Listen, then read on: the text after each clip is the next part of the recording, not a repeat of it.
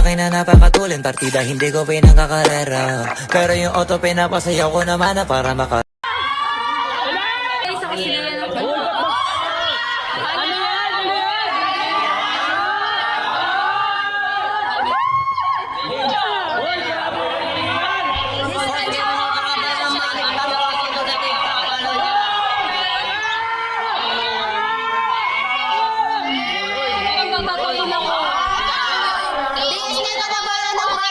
ang naging isang inday. Hindi ka na parang on TikTok.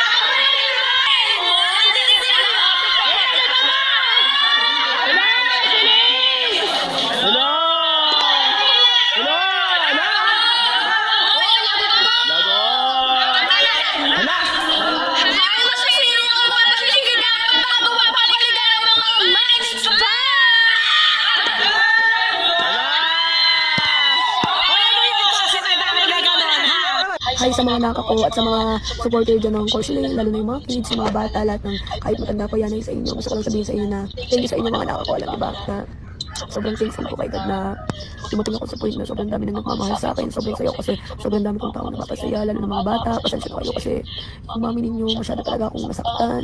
Nagdala ako ng galit ko, pumitik talaga ako mga baby ko kasi grabe, alam niyo ba yung pinaksan nila ako sa live nila. Doon di pa ako makaka-move on kasi kung sa inyo mangyayari yung mga baby, hindi ako makaka-recover agad-agad ng ganun ng kadali mga baby ko.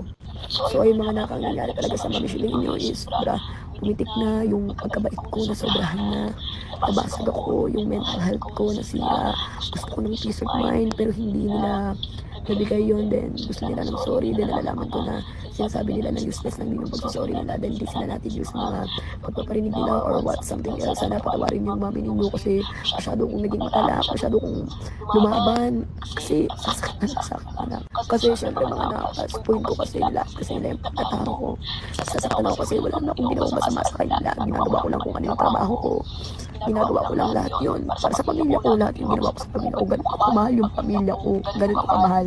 Alam niyo ba, sa sobrang pagmamahal ko sa pamilya, tinis ko yun sa kanila para syempre gusto ko sa buhayin sila. Gusto ko yung pangarap nila mama, ng lola ko, lahat matupad, lahat ng pangarap ko matupad para sa kanila. Kahit kung nasa akin, sa kanila na lang. Nagtatrabaho ako na maayos, mga naka, nagtatrabaho ako na maayos.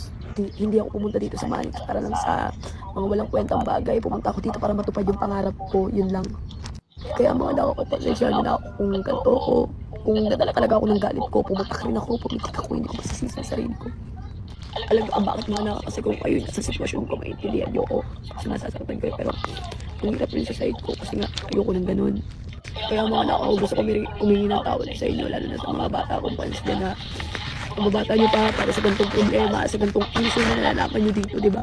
Yung tipong dapat Courseling na lang dapat yung pinakalala nyo na may nasaga pa kayong issue na dapat din naman kasali kayo katanggol mo ako. Mga ako din ako kakain, basta ako humingi ako ng tawad sa inyo kasi dinamay na kayo, nasasaktan mo kayo siyempre. Parang kasi naisip ko sa masama kong tao na nakipag-away pa ako sa ganyang bagay. Kung kapalag sa ganyang bagay na hindi naman dapat. Kayo guys, lalo na yung mga baby papads dyan. Pasensya nyo na yung mami ninyo kasi nabigla talaga ako. Grabe. Yung wala ako sa mga sinabi nila.